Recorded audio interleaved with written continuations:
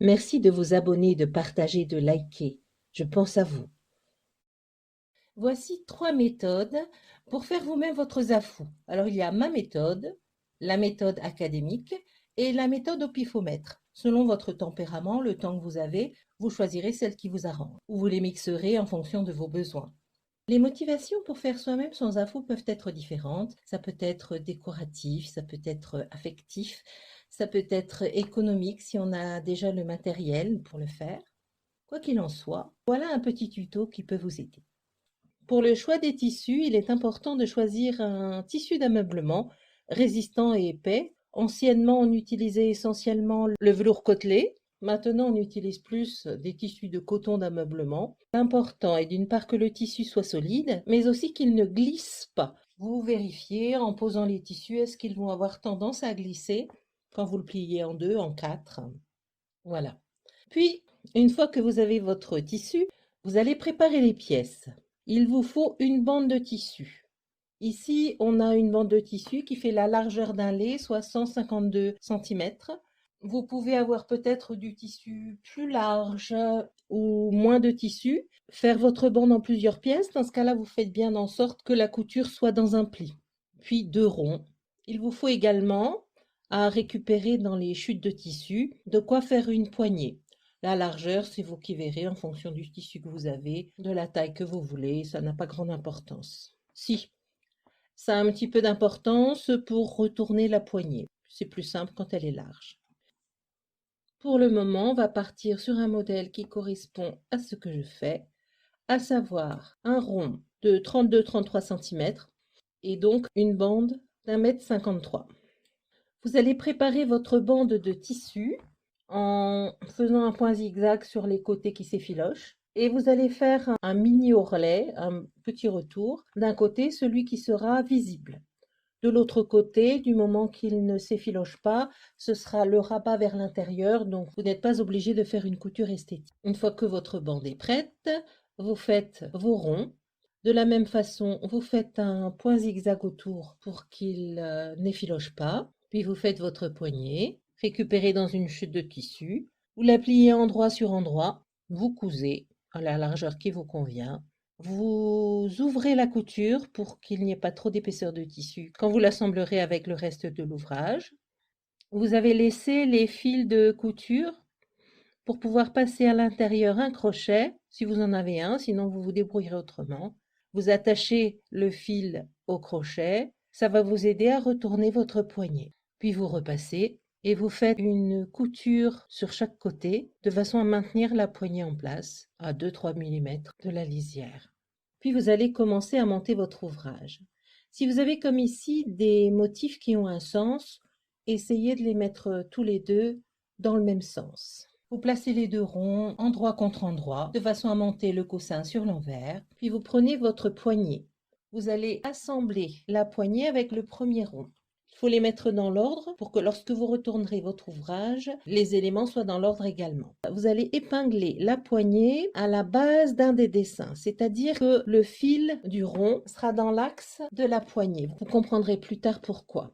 Donc vous épinglez la poignée, puis vous rajoutez la bande du côté où vous avez fait l'ourlet en mettant le joli côté de l'ourlet vers l'intérieur.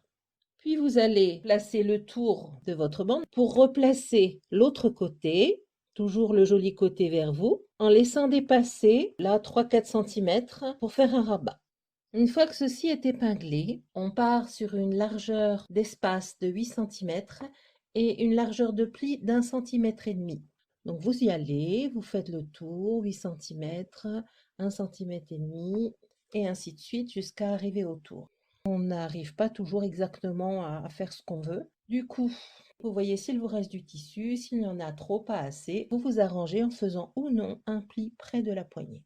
Une fois que ce côté-là est monté, vous allez le faufiler pour faire tenir votre montage. Là, c'est très facile puisque c'est du velours côtelé. Vous allez positionner les plis de l'autre côté exactement en face. Vous pouvez, si vous voulez peaufiner un petit peu, repasser les plis sur l'envers avant la couture. Donc vous faites tout le tour, vous arrivez à avoir une sorte de tambour où vous assurez bien que vous avez le rabat de la même longueur. et vous faufilez. Puis vous allez coudre. La couture du rond va être particulièrement sollicitée. Il est donc important qu'elle soit résistante pour que vous ne soyez pas obligé de revider votre zafou et de le recoudre encore et encore. Donc, une bonne fois pour toutes, ce sera bien fait. Si vous avez un fil très solide, vous pourrez coudre avec un point normal. Si vous avez un fil standard, vous allez coudre avec des points plus petits, 1,8, 1,6, quelque chose qui permettra à la traction d'être diminuée, d'être diluée sur un nombre plus important de points. Si, comme moi, vous utilisez du fil de bobine de surjeteuse, c'est-à-dire un fil médiocre, vous pouvez utiliser le point jersey, c'est-à-dire un point avant-arrière, donc plusieurs points les uns sur les autres. Du coup, ça donnera de la résistance. Ceci étant dit, pour coudre, vous allez commencer après l'assemblage poignet et début et fin. Vous allez commencer sur la longueur des plis et vous vous arrêterez avant l'assemblage de la poignée.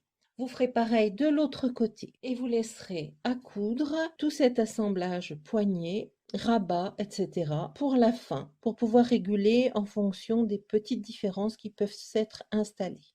Vous ne cousez pas le rabat, vous le laissez libre des deux côtés. Là, vous pourrez retourner votre ouvrage, votre coussin sera prêt. La méthode académique. Vous avez trouvé un modèle avec des mesures précises que vous allez suivre pour pouvoir faire votre zafou.